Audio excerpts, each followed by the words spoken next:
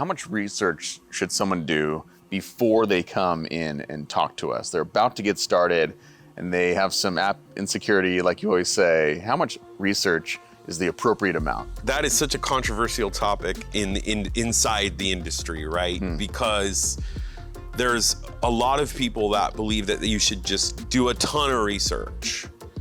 And then there's people who just don't think you should do much at all. And so I would say, I'm more on you shouldn't do that much. You should make sure you have a real problem.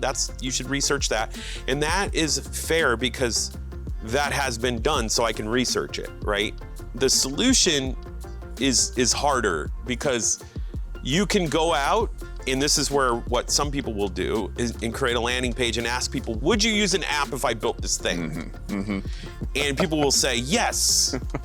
Yes, 100% of the people, or a lot of people will poll their families. Everybody I talk to in my family says they will do it. And I'm like, that's not research. Yeah. Or it might be research, but it's certainly not strong data, you know? So what you have to do is kind of just build the thing and find out, because the difference between what somebody says they will do and what they will do are absolutely two different things. Yep. They are not the same thing. You know, I will often say I want to eat clean every day, but sometimes I've smelled French fries. And you eat a little bit. And I veer off of what I say I will do and want. Yes. Right? Yeah. Sometimes I say I want to work out in the morning, and in the morning I just feel tired. Right? And maybe even told someone I'm going to work out in the morning. Absolutely. Absolutely. I told the alarm to wake me up. Right? Yeah. So it's not the same all the time, because we all have a little bit of hypocrisy in us, or we have an environment, something that we're dealing with. And so what people will tell you what they will do is not the same as what they do. So yeah, there seems to be a delusion of intention that we love to think that we will do things more than we do them. Yeah, like we have complete consistency with our beliefs. Yeah. Right? There's no hypocrisy to us at all. None. Yeah. Yeah. Hypocrisy is part of who we are. Yes. Yeah. Yeah. That is in our psychology. Yeah. Yep. Yeah. You can't get away from it.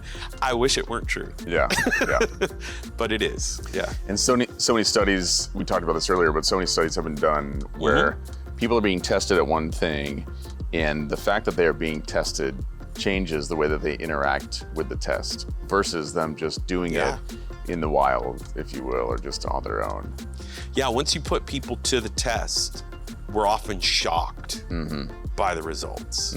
That's so real. And you're right, that's been done in so much human behavior tests, Data scientists will tell you, they're shocked all the time.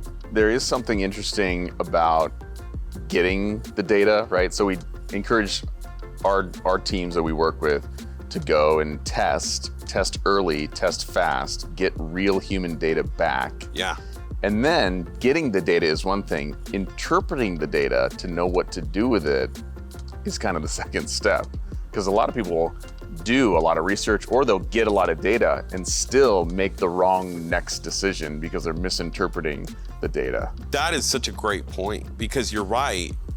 How you interpret that data is as difficult as getting the test done itself. It is maybe more. Okay, so if they do this, what does this mean? What are we taking from this information?